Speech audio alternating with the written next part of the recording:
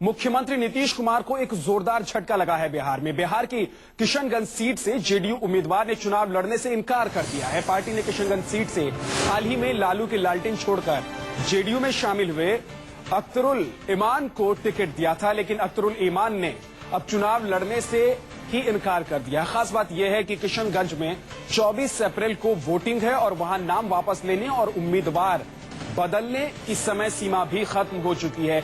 यानी कि 16 मई के नतीजे से पहले ही नीतीश को बिहार में कम से कम एक सीट का घाटा तो हो ही गया है।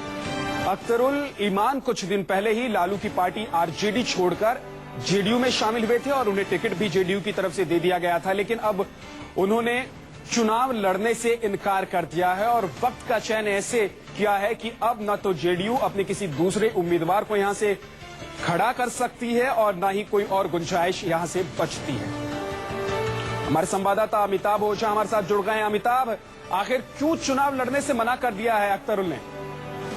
देखिए, अख्तरुल ने आज उस वक्त में अपना चुनाव लड़ने से इंकार कर दिया है, जबकि आज शरद यादव की वहां सभा होनी थी और सभा के ठीक पहले अख्तरुल ईमान ने अपने समर्थकों के साथ जाकर जिला निर्वाचन अधिकारी को कर दिया है, तो वापस ले लिया है, अपना नामांकन वापस ले लिया और चुनाव लड़ने से इंकार कर दिया है।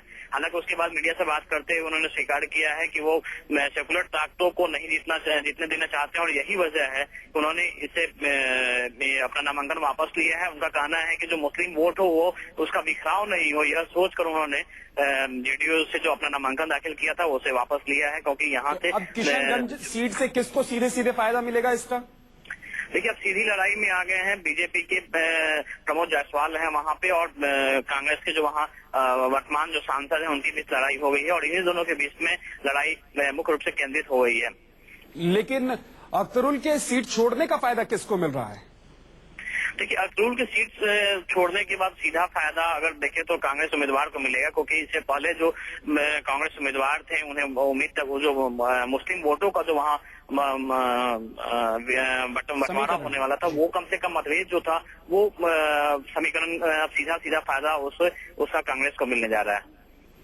बिल्कुल, तो ये बड़ा झटका इसलिए है क्योंकि अब ऐसे वक्त में अख्तरुल ने चुनाव लड़ने से मना कर दिया है। किशनगंज सीट से जेडीयू के उम्मीदवार थे, लेकिन चुनाव लड़ने से मना कर दिया है, जब कि अब ना तो कोई दूसरा उम्मीदवार खड़ा कर सकती है जेडीयू और ना ही कोई और ऑप्शन जेडीयू के पास यहां के लिए बचता है। इसका सीधा सीधा मतलब ये होता है कि यहां एक सीट तो सीधे सीधे जेडीयू के हाथ से निकल गई है, पत्ता यहां से साफ हो गया है जेडीयू का। अमिताभ,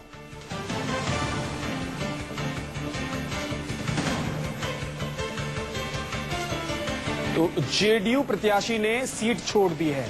किशनगंज से जेडीयू के प्रत्याशी अख्तरुल ने चुनाव लड़ने से इनकार कर दिया है।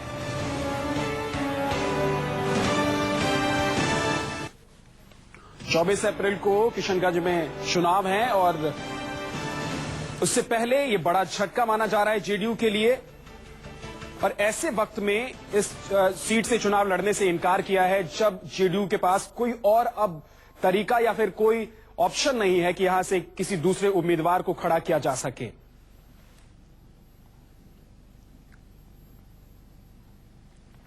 बीजेपी को यहां से फायदा होगा, कांग्रेस को फायदा होगा या फिर आरजेडी को इसका फायदा मिलेगा, ये तो 16 तारीख को पता चल जाएगा। लेकिन बड़ा झटका नीतीश कुमार के लिए जरूर है।